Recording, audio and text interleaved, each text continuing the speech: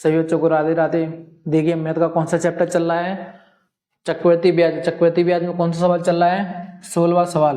तो देखिए जो चक्रवृद्धि ब्याज के क्वेश्चन है, जैसे न्यू वैकेंसी आने वाली है ग्रुप डी, तो ग्रुप डी के कितने पद हैं, 38,000 कुछ पद हैं। तो जो चक्रवृद्धि ब्याज के क्वेश्चन आते हैं ग्रुप डी में वो इसी तरह के आते हैं, तो इन सवालों को आप अच्छी तरह देख लेना।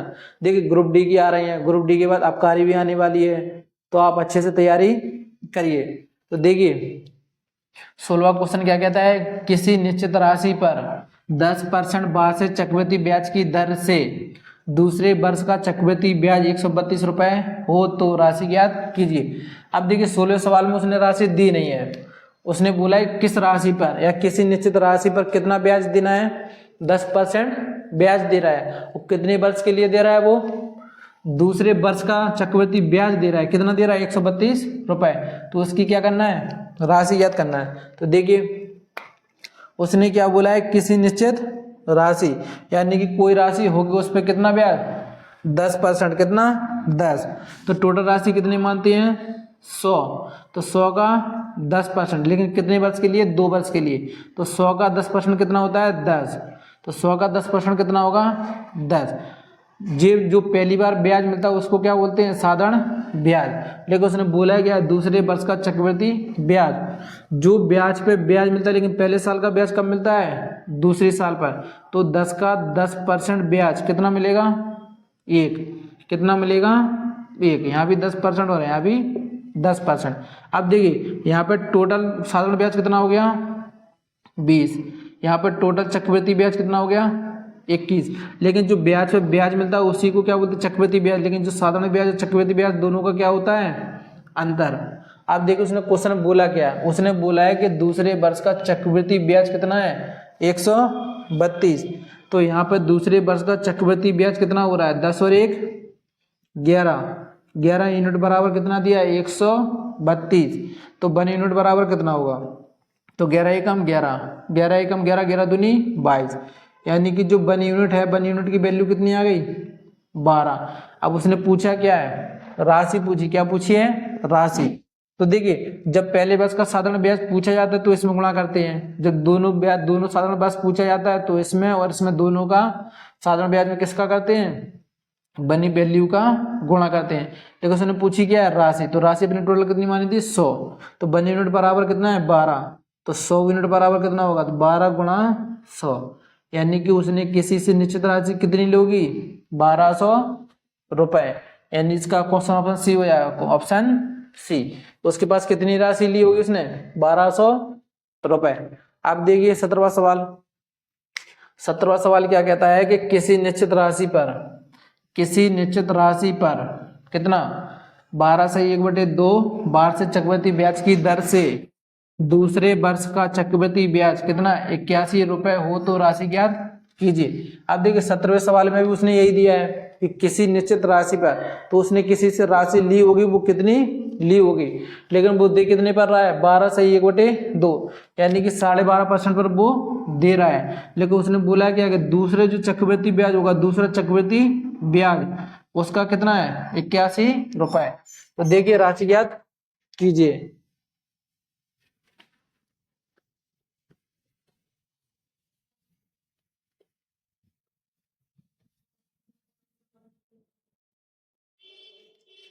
देखिए उसने क्या बोला, किसी निश्चित राशि। तो किसी निश्चित राशि तो टोटल कितना मानते हैं, 100। अब 100 पे उसने कितना बोला है, 12 सही 1/2%। तो 100 का 12 सही 1/2% तो निकाल नहीं सकते। लेकिन 12 सही 1/2% का मतलब कितना होता है, 12 दूनी 24 और 1 25, 25/2% का 100, 25 एकम 25, 25 चौको 100। या ना 12 सही 1/2, इसका मतलब कितना होता है, 1/8। कितना होता है, 1/8। तो देखिए 1/8 यहाँ पे और 1/8 यहाँ पर। अब देखिए क्या 100 से 1/8 कट रहा है, नहीं कट रहा है। कितना, नहीं कट रहा है। तो देखिए अब देखिए 100 का 1/8 नहीं कट रहा, तो यहाँ पर टोटल 100 नहीं मानेंगे। अब देखिए उसने बोला क्या है, 12 दूनी 24 और 1 25, 25/2 और परसेंट का 100, 25 एकम 25, 25 चौको 100, 1/8। अब 1/8 8। कितने वर्ष के लिए दिया था? 2 वर्ष के लिए। तो 2 वर्ष का कितना हो जाएगा? 64। तो यहाँ पर राशि कितना मान लेंगे? 64। तो 64 का 1/8 कितना निकलता है? 8। 64 का 1/8 कितना निकलेगा? 8। इसको क्या बोलते हैं? साधारण ब्याज। जो ब्याज पे ब्याज मिलते हैं उसी को क्या बोलते हैं? चक्रवृद्धि ब्याज। तो 8 का 1/8 कितना मिल जाएगा? कितना मिल जाएगा? 1। अब देखिए, अब उसने क्या बोला था कि दूसरे वर्ष का चक्रवृद्धि ब्याज कितना है? 81 रुपए। और यहाँ दूसरे वर्ष का पूरा ब्याज कितना है? 9 रुपए। कितना? 9। और 9 यूनिट बराबर कितना है? 81। तो फिर 1 यूनिट बराबर कितना होगा? 1 यूनिट बराबर कितना होगा? 9। अब देखिए उसने क्या पूछा है? राशि। तो राशि अपने पास कितनी थी? 64। कितनी थी? 64। और 1 की वैल्यू कितनी है? 9। तो 64 की वैल्यू कितनी होगी? तो देखिए 64 गुणा 9, 9 चौको 36, हासिल कितनी आई? 3।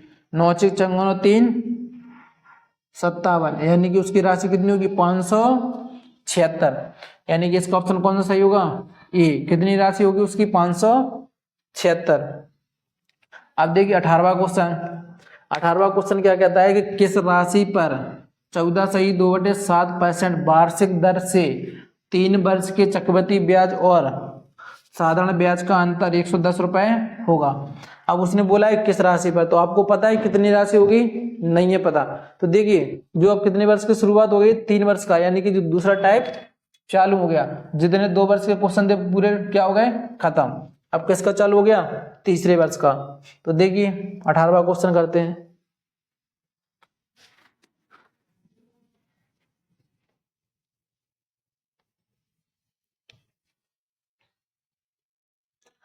अब देखिए किस राशि पर 14.2/7%।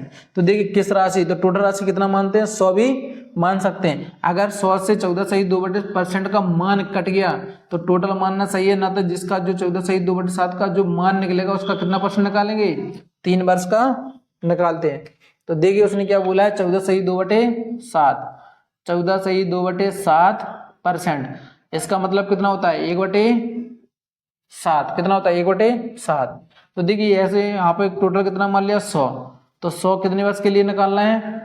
3 वर्ष के लिए निकालना है। तो इसका 1/7, इसका भी 1/7 और इसका भी 1/7। तो देखिए 100 का 1/7 निकालेंगे तो सवाल किस में चला जाएगा? दशमलव में। कहाँ चला जाएगा? दशमलव में। तो देखिए यहाँ टोटल कौन सी राशि मानना है? 1/7। कितने वर्ष के लिए बोला है? 3 वर्ष के लिए। तो 7 पे क्यू, और 7 पे क्यू का मतलब कितना होता है? 343।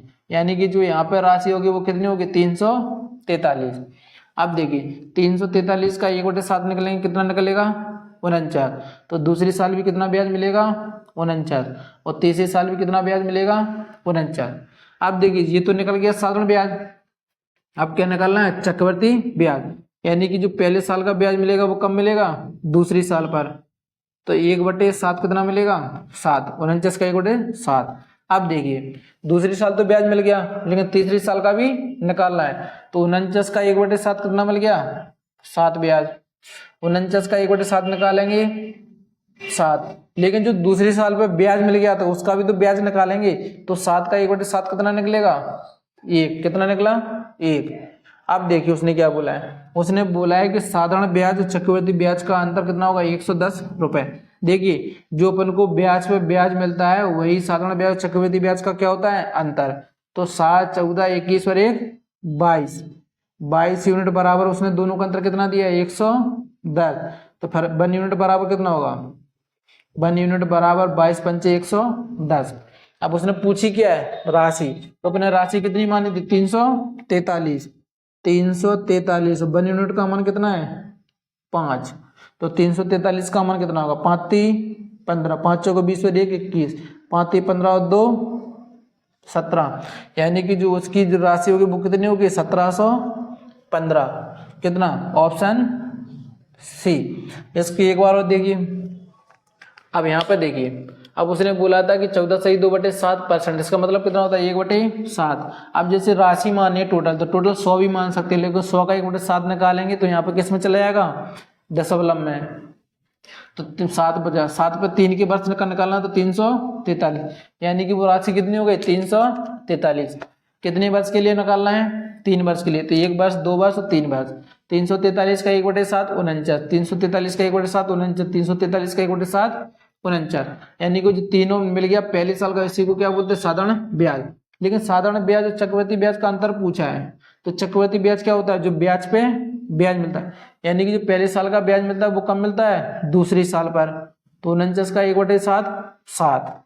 अब देखिए जो दूसरी साल तो ब्याज मिल गया, कि तीसरी साल ब्याज नहीं मिलेगा, तो पहली साल का ब्याज कितना मिलेगा 7, दूसरी साल का कितना मिलेगा 7, लेकिन दूसरी साल जो ब्याज मिल गया था 7, उसका 1/7 कितना मिलेगा 1। अब उसने बोला साधारण ब्याज और चक्रवृद्धि ब्याज, जो ब्याज पे ब्याज मिलता है उसी को क्या बोलता है, दोनों का अंतर। तो दोनों का अंतर कितना हो रहा है 22, 22 यूनिट बराबर 110, तो बन बराबर 5। अब उसने पूछा क्या था राशि, तो राशि अपने पास कितनी है 343, 343 गुणा 5 कितना आ गया 1715, यानी कि उसकी जो राशि होगी वो कितनी होगी 1715। अब देखिए 19वां सवाल। अब 19वां सवाल क्या कहता है, किस राशि पर 16 सही 2/3% वार्षिक दर से 3 वर्ष के चक्रवृद्धि ब्याज और साधारण ब्याज का अंतर 95 रुपए होगा, तो राशि ज्ञात कीजिए। तो देखिए 19वां सवाल।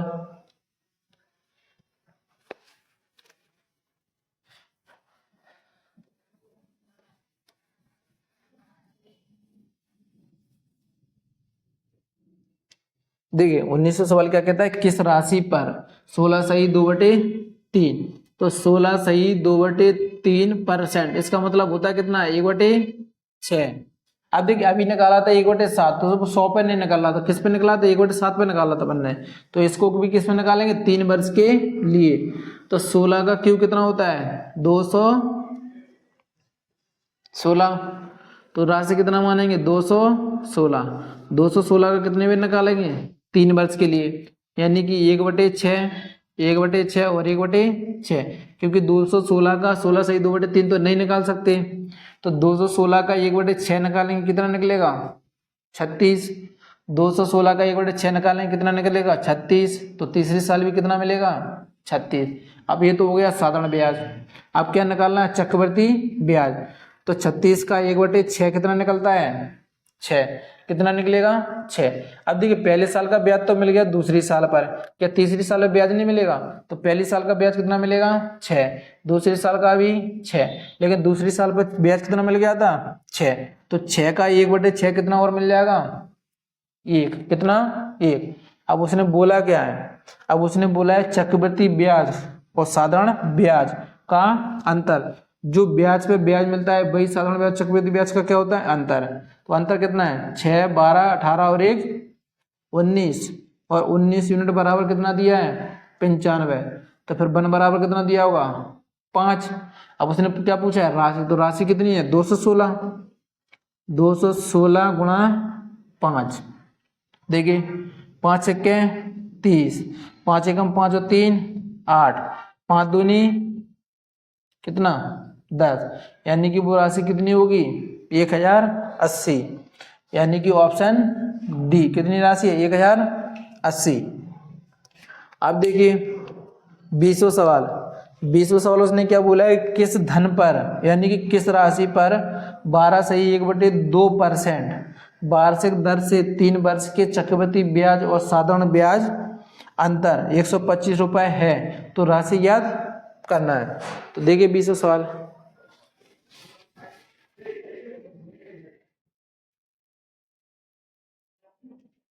अब उसने बोला है किस राशि पर कितना 12 सही 1/2, तो 12 सही 1/2%, इसका मतलब कितना होता है 1/8। अब देखिए 12 दूनी 24 और 1 25, 25 चौकों 100, तो कितना होगा 1/8।